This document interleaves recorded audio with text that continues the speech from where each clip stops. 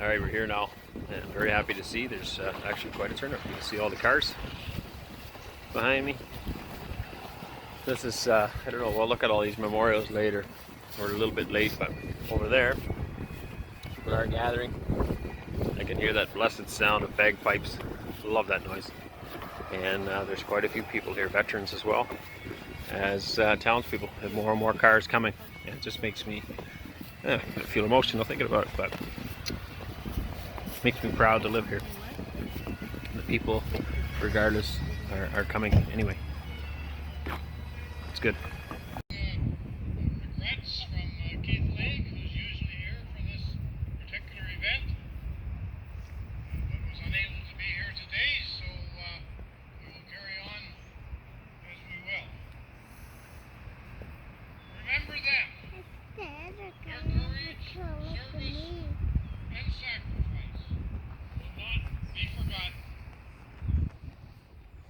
Remember all those who have never came home and those who wait for them to come home. We will start off with an opening prayer from Reverend Martin Lawrence.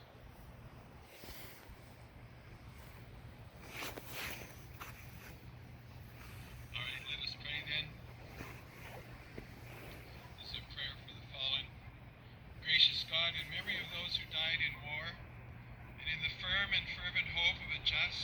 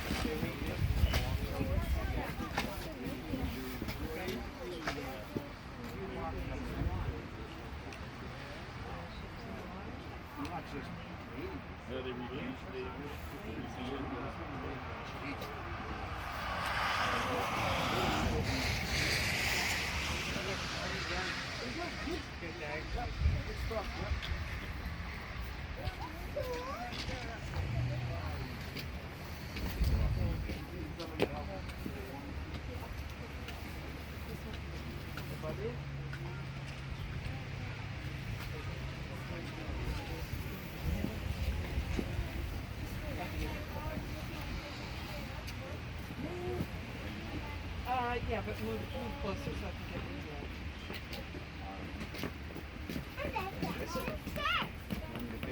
Nope, just face in.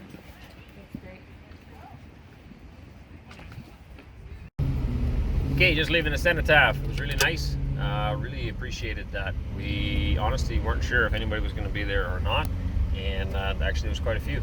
Not only that, at least one person we talked to, they were kind of looking from their place to see if anybody else was going to come, and they seen cars, and so they went. And I know there was a fuel delivery truck.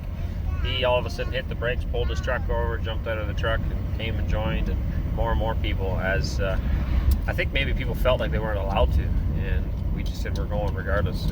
It's important to us to remember that. Now, keep in mind we're not trying to remember.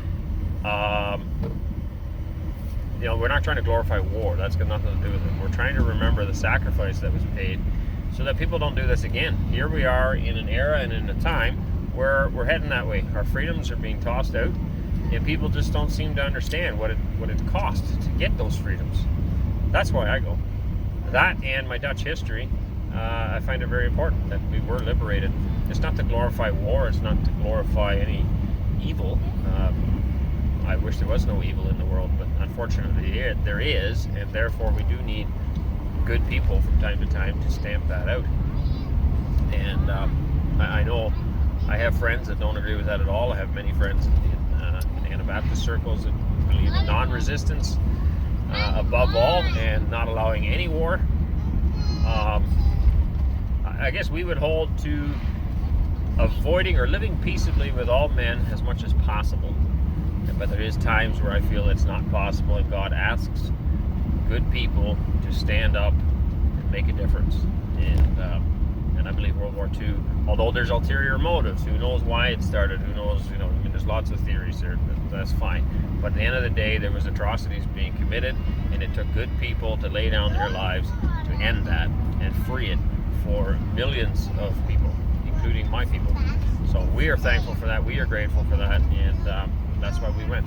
We're very happy to see other people from the island. I think this island actually sacrificed a lot of its people during the war, and it means a lot to them. So it was very nice to see people gathered there, and also just to be able to chat to some of the other people that were there, their histories and stuff. It was nice.